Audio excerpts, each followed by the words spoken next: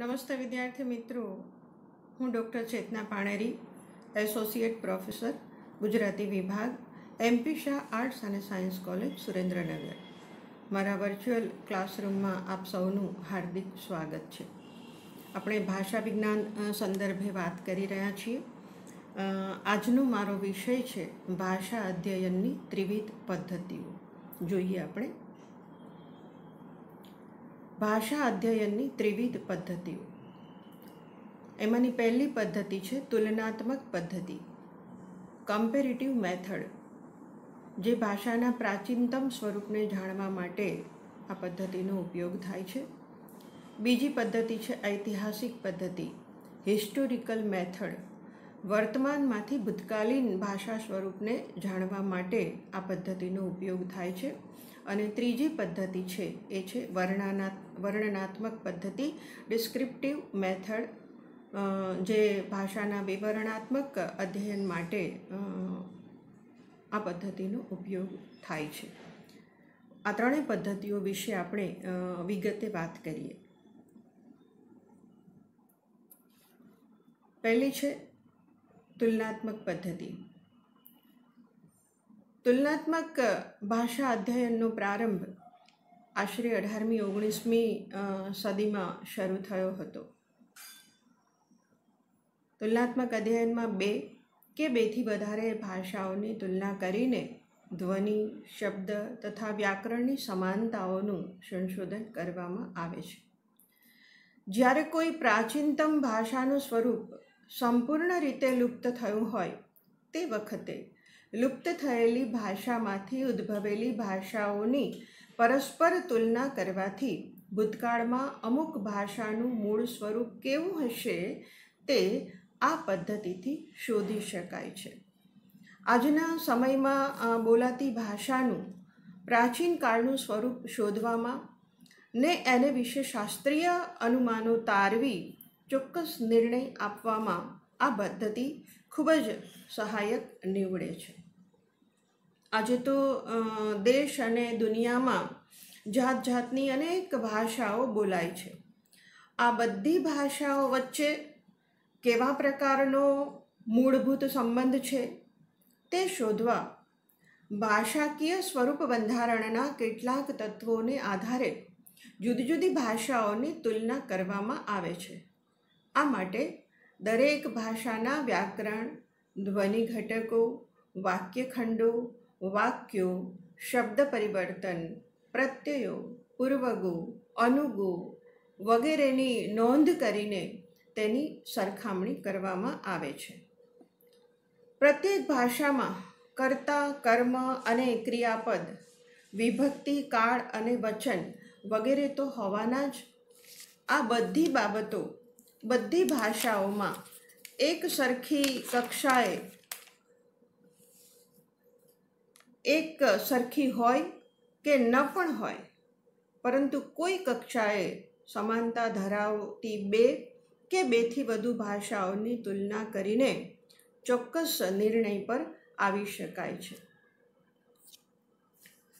તુલનાત્મક પદ્ધતિથી જ આજની આર્ય ભાષાઓની તુલના કરતાં વૈદિક ને તેની પહેલાંની ભારત ઈરાની ભાષાનું મૂળ શોધી શકાયું છે. અંગ્રેજી, ડેનિશ, જર્મની વગેરે ભાષાઓનું મૂળ આદિમ પશ્ચિમ જર્મનિક ભાષા છે એવું પણ તુલનાત્મક પદ્ધતિથી જ શોધી શકાયું છે. આ પદ્ધતિથી થયેલા ભાષાકીય સંશોધનો એ વિશ્વની ભાષાઓના અભ્યાસને સરળ બનાવવામાં ચાવીરૂપ ભૂમિકા ભજવી છે. દાખલા તરીકે ભારતની અર્વાચીન ભાષાઓના ઉદ્ગમ પ્રાચીન ભારતીય આર્ય ભાષામાંથી થયો હતો તે દર્શાવવા જુદી જુદી ભાષામાં વપરાતા જુદા જુદા શબ્દોના જો આપણે ઉદાહરણો જોઈએ તો ગુજરાતીમાં અહીંયા આપણે ગુજરાતી, મરાઠી, પંજાબી, કાશ્મીરી, બંગાળી ને આસામી આ 6 ભાષાઓ અને એના શબ્દોને આપણે ઉદાહરણ તરીકે લીધા છે. ગુજરાતીમાં દાંત, મરાઠીમાં દાંત, પંજાબી દંદ, કાશ્મીરી દંદ, બંગાળી દાંત અને આસામી દાંત. ગુજરાતીમાં હાથ, મરાઠી હાથ, પંજાબી હાથ, કાશ્મીરી અથુ, બંગાળી હાથ, આસામી હાથ. ગુજરાતીમાં 10 આંકડા સંદર્ભે 10, મરાઠી દહા, પંજાબી 10, કાશ્મીરી 10, પંજાબી 10 અને આસામી ફરી પાછું 10. આ ઉદાહરણો વર્તમાનમાં બોલાતી જુદી જુદી ભાષાઓમાંથી આપણે લીધા છે. અહીં ભાષાઓની ધ્વનિ વ્યવસ્થામાં રહેલું જે સામ્ય અને વૈષમ્ય બંને જોઈ શકાય છે.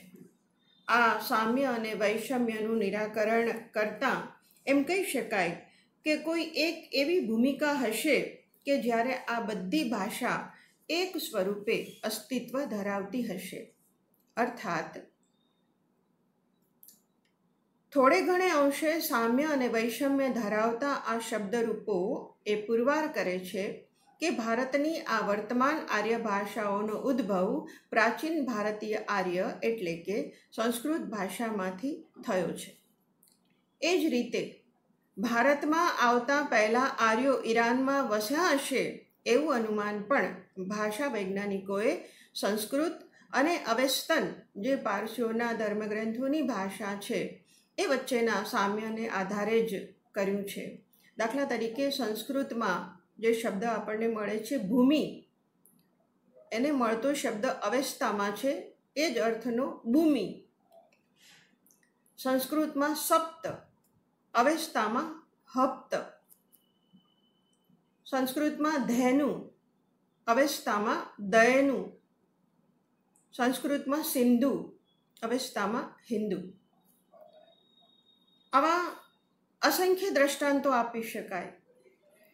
આ ઉપરથી સંસ્કૃત અને અવેસ્તા એ બંને ભાષાઓના મૂળ એક ભાષામાં હશે એમ કલ્પી શકાય.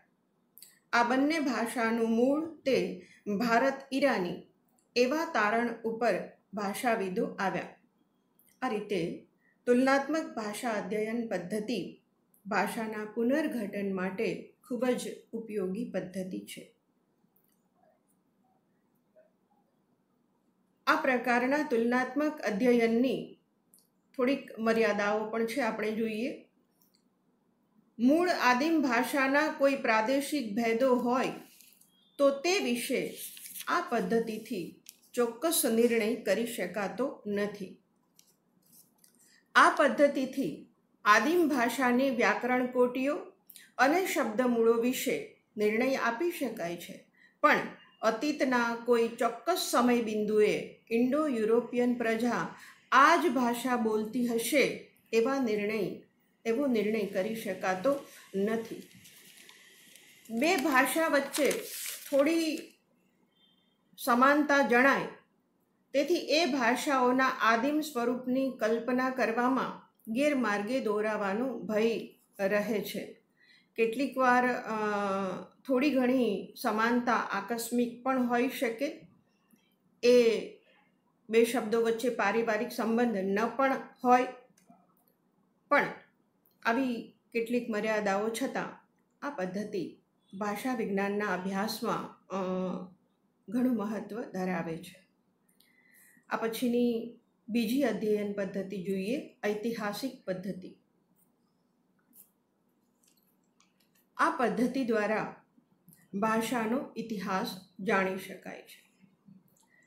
પ્રાપ્ત થતા ભાષાના પુસ્તકો, ઉલ્લેખો વગેરે પરથી એક જ ભાષા કઈ રીતે વિકસી તે ભાષાનો ઇતિહાસ આ પદ્ધતિથી જાણી શકાય છે. કોઈ પણ બોલાતી ભાષાનું મૂળ ક્યાં આવેલું છે, સમયના વહેવા સાથે એમાં કેવા પરિવર્તનો થયા છે, શબ્દોના સ્વરૂપમાં કેવા ફેરફાર થયા છે, ભાષાના વ્યાકરણગત માળખામાં કેવા ફેરફાર થયા છે વગેરે આ પદ્ધતિથી સમજી શકાય છે. ટૂંકમાં ભાષાનો વિકાસક્રમ આ પદ્ધતિથી જાણી શકાય છે. આ પદ્ધતિથી કોઈ પણ ભાષાના ઇતિહાસ પર પ્રકાશ પાડી શકાય છે. ઐતિહાસિક ભાષા વિજ્ઞાનનું કાર્યક્ષેત્ર એ રીતે ઘણું વિશાળ છે.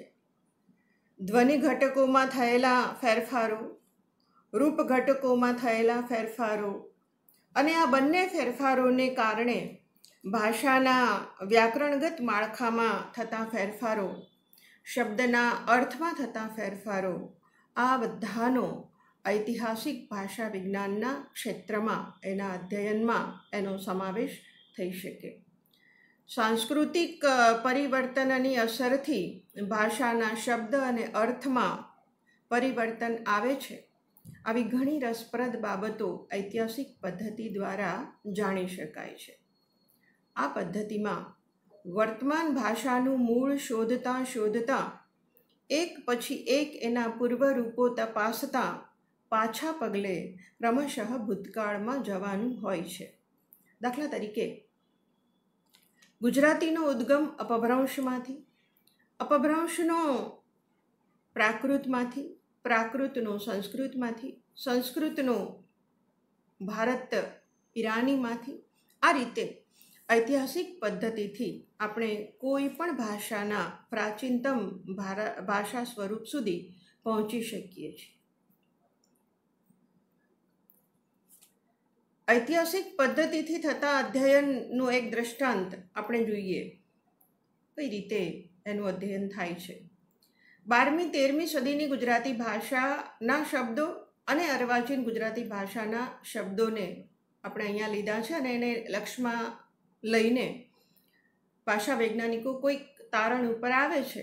જોઈએ આપણે 12મી 13મી સદીની ભાષા અને અર્વાચીન ભાષા. તો 12મી 13મી સદીની ભાષામાં મિલઈ એ શબ્દ આપણને મળે છે. એનો અર્વાચીનમાં એ મિલઈ શબ્દમાં પરિવર્તન આવે છે અને એ મળે એ રીતે આજની ભાષામાં આપણને આ શબ્દ મળે છે. લિખઈ લખે, વિચાલ વાચાળ.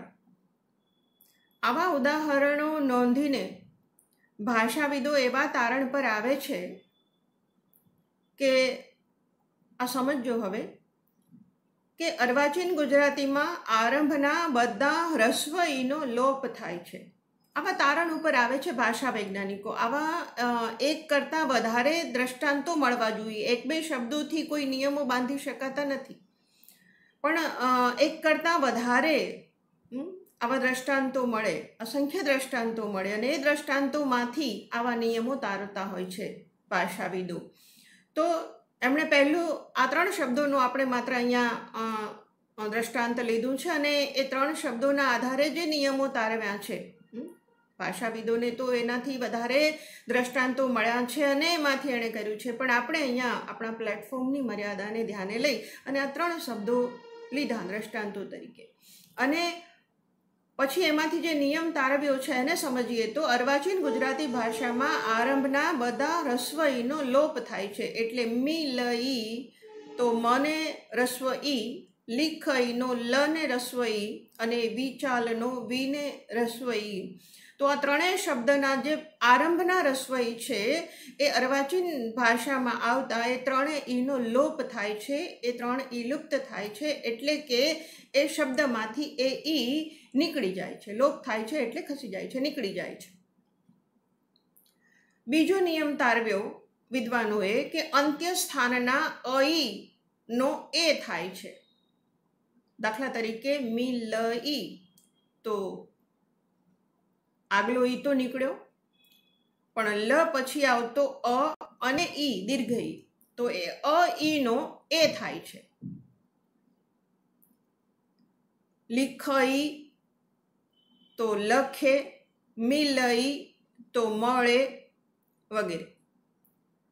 અને ત્રીજો નિયમ જે એમણે તાર્યો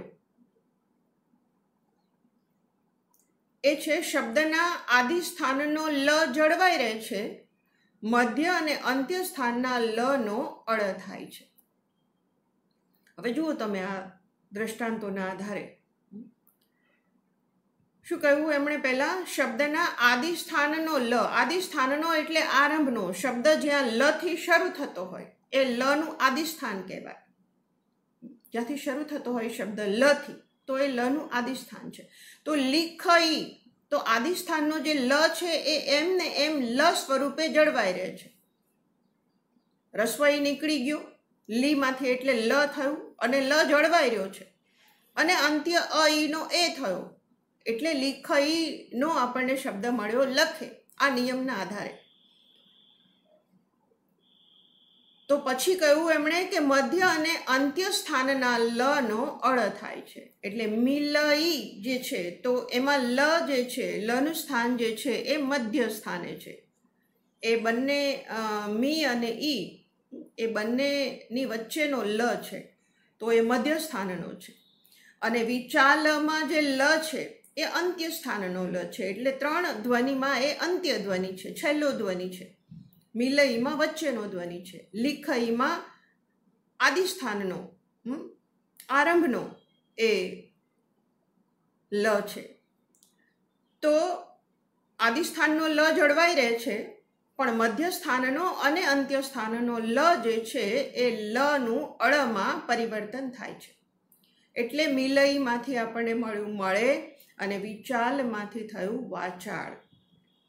તો આ પ્રમાણે આવા ઉદાહરણો જે છે એ એના ઉપરથી ભાષાવિદો આવા તારણો ઉપર આવે છે. મેં કહ્યું એમ અલબત્ત આવા સંખ્યાબંધ દ્રષ્ટાંતો મળતા હોય ત્યારે જ આવા અનુમાનો તારવી શકાય છે. આમ ઐતિહાસિક પદ્ધતિ ઘણી શાસ્ત્રીય પદ્ધતિ છે, છતાં આ પદ્ધતિને પણ તેની બેક મર્યાદાઓ છે. જોઈએ આપણે. આ પદ્ધતિની સૌથી મોટી મર્યાદા એ છે કે એમાં લિખિત સામગ્રીને આધારે જ અધ્યયન થઈ શકે છે. બોલાતી ભાષા અને લિપિ વચ્ચે ભેદ છે. આપણે જોયું હતું ભાષા અને વાણી સંદર્ભે. તો એ બંને વચ્ચે ભેદ છે. બોલાતી ભાષામાં થતા ફેરફારો અને લખાતી ભાષામાં ઉચ્ચારણ અને લેખન સંદર્ભે આપણે આ બધી વાતો કરી હતી. બોલાતી ભાષામાં થતા ફેરફારો લખાતી ભાષામાં ઝડપથી લિપિબદ્ધ થતા નથી. બીજું, લૈયાઓ પોતાની સમજણ પ્રમાણે લખતા રહે છે. લૈયાઓ દ્વારા લખાયેલી આવી હસ્તપ્રતોની સામગ્રી કેટલીક વાર પ્રમાણભૂત હોતી નથી. અને ઐતિહાસિક પદ્ધતિમાં તો આપણે લૈયાઓ દ્વારા મળેલી સામગ્રી ઉપર જ આધાર રાખવાનો હોય છે. એટલે આ પદ્ધતિની આ સૌથી મોટી નોંધપાત્ર મર્યાદા છે. આ પદ્ધતિની બીજી મર્યાદા એ છે કે આ પદ્ધતિથી ઉપલબ્ધ ભાષા સ્વરૂપનું જ અધ્યયન થઈ શકે છે.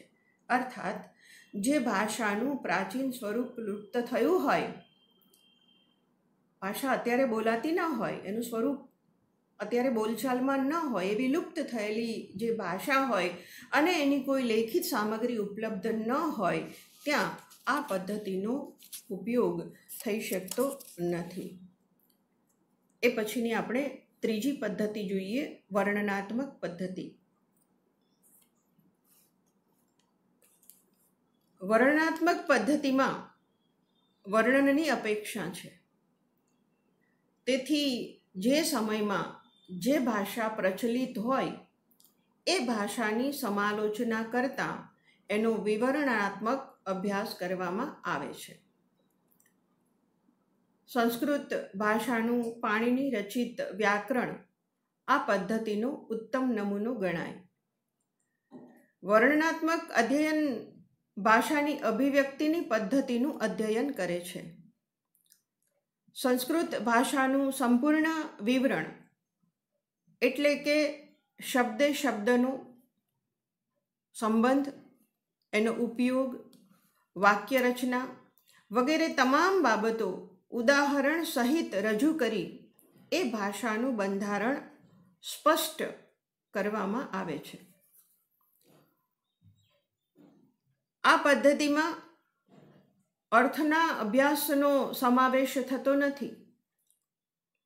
અલબત્ત એની સાથે એનો આડકતરો સંબંધ છે ખરો. વર્ણનાત્મક પદ્ધતિમાં જે ભાષાનો અભ્યાસ કરવામાં આવે તે ભાષા કેવી છે એનો અભ્યાસ થાય છે. તે કેવી હોવી જોઈએ એની સાથે એને કશો નિસ્બત નથી. અમુક ભાષામાં કેટલા ધ્વનિ ઘટકો છે, એનું ઉચ્ચારણ કેવી રીતે થાય છે, એ રૂપ ઘટકોમાં કેવી રીતે પ્રયોજાય છે, એનું વ્યાકરણ કેવું છે, એની વાક્ય રચના કેવી છે, એના બોલી ભેદો ક્યાં ક્યાં છે વગેરેનો અભ્યાસ વર્ણનાત્મક પદ્ધતિથી થાય છે. આ પદ્ધતિમાં ભાષાના આંતરિક માળખાનું અધ્યયન કરવામાં આવે છે. એ રીતે એ બીજી પદ્ધતિઓ કરતાં જુદી પડે છે. આ પદ્ધતિથી લોકોની ખાસિયતો, જાતિ, રીત રિવાજ, રહેણી કરણી વગેરે વ્યાવહારિક બાબતોમાં વપરાતા શબ્દો, વાક્યો, ઉચ્ચારના ઉદ્ગમ સ્થાનો વગેરેનું સંપૂર્ણ વર્ણન થાય છે.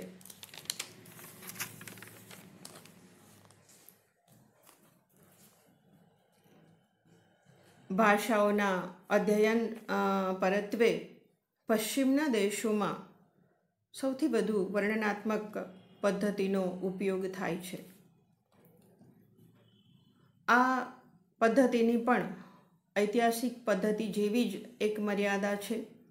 આપણે જે ભાષાનું વર્ણનાત્મક અધ્યયન કરવાનું હોય એ ભાષા વિશે જો કોઈ લેખિત સામગ્રી ઉપલબ્ધ ન હોય તો આ પદ્ધતિએ એ ભાષાનો અભ્યાસ થઈ શકતો નથી. જે ઐતિહાસિક અધ્યયનની મર્યાદા હતી એ જ મર્યાદા અહીંયા વર્ણનાત્મક પદ્ધતિને પણ લાગુ પડે છે કે આ પદ્ધતિથી ઉપલબ્ધ ભાષા સ્વરૂપનું જ અધ્યયન થઈ શકે છે.